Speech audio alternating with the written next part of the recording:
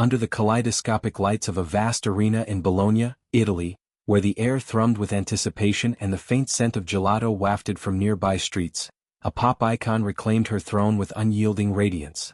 Katy Perry, the queen of confectionery anthems and boundary-pushing spectacle, stepped onto the stage for the latest leg of her lifetime's tour, her presence a whirlwind of sequins, swagger, and unapologetic sensuality. It was a performance born of resilience, coming mere days after whispers of personal turmoil had swirled like confetti in the wind, rumors of a fresh romance confirmed in a burst of candor, juxtaposed against a former flame's cheeky provocations. Yet, as she commanded the Unipol arena, packed to the rafters with adoring fans waving glow sticks and chanting her name, Katy exuded an aura of carefree invincibility, her voice soaring over bass drops and her body moving with the fluid grace of someone who had danced through fire and emerged glittering. The evening's wardrobe was a masterclass in metamorphosis, each outfit a chapter in a visual novel of empowerment and fantasy. First came the scale-like bodysuit, its surface a mosaic of iridescent green and gold that evoked the mythical allure of a siren rising from primordial depths. Embellished with thousands of hand-set rhinestones that caught the strobes like distant stars, it hugged her curves with architectural precision, accentuating the hourglass silhouette that has long been her signature. Paired with thigh-high boots of supple leather, laced up to mid-thigh and gleaming under the spotlights, the ensemble transformed her into a creature of otherworldly allure, part reptile, part goddess, fully in control.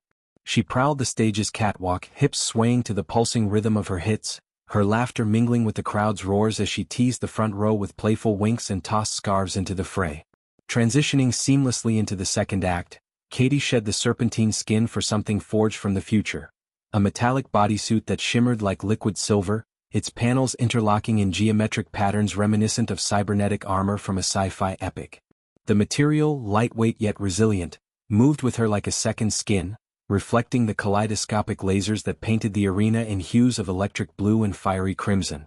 Again, the thigh-high boots returned, this time in a mirrored finish that doubled the spectacle, creating infinite echoes of her form as she spun and dipped. Her performance was a symphony of movement and melody, belting out choruses of empowerment anthems with a vocal range that spanned octaves of raw emotion, from husky whispers to stratospheric belts that seemed to pierce the domed ceiling. Songs like those celebrating self-love and defiance poured forth, each lyric a reclamation of narrative in the face of prying eyes and past entanglements. This triumphant return was no mere coincidence of timing. It was a deliberate act of defiance against the noise of her personal life spilling into the public sphere. Just last week, in the fairy tale glow of a Prague concert, Katy had let slip a revelation that sent ripples through tabloid waters and fan forums alike. A bold fan, ring in hand and heart on sleeve, had proposed mid-show, his sign a beacon of devotion amid the sea of faces.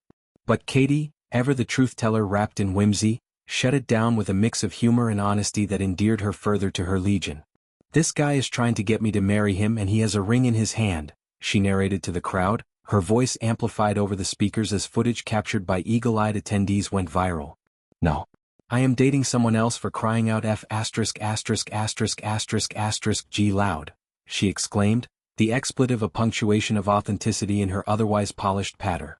It was a moment of vulnerability masked as banter, confirming months of speculation about her entanglement with a certain silver-haired statesman, the former Prime Minister of Canada, whose own life had weathered political storms and personal reckonings.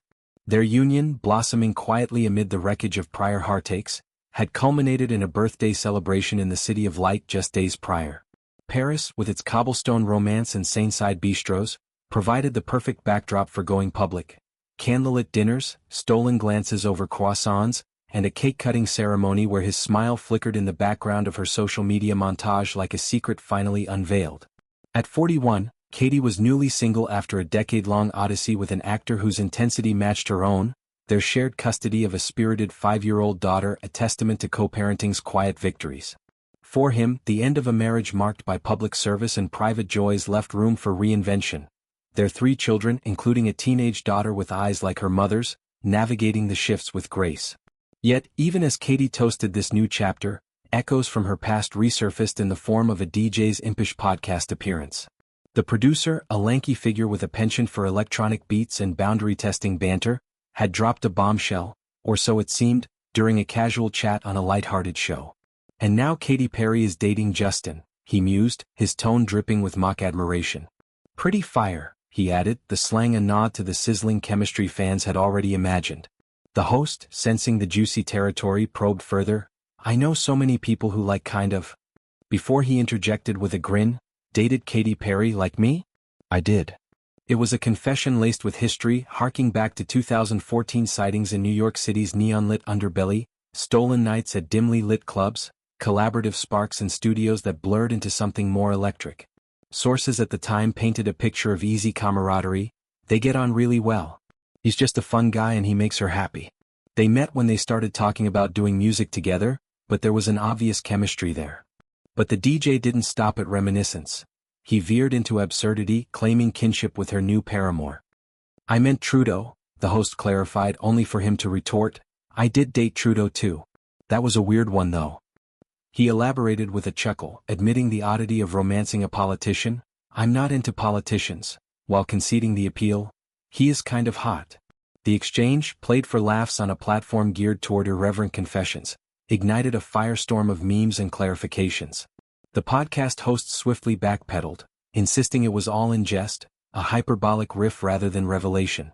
Yet, the seed was planted, fueling speculation about tangled romantic webs and the blurred lines between jest and jealousy in the celebrity echo chamber. Katy, for her part, seemed utterly unfazed, her Bologna performance a velvet glove over the iron fist of indifference.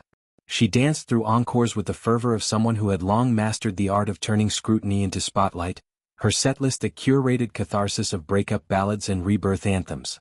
Offstage, her birthday post, a carousel of sun-dappled selfies, champagne flutes clinking, and a cake ablaze with 41 candles, subtly wove in his presence.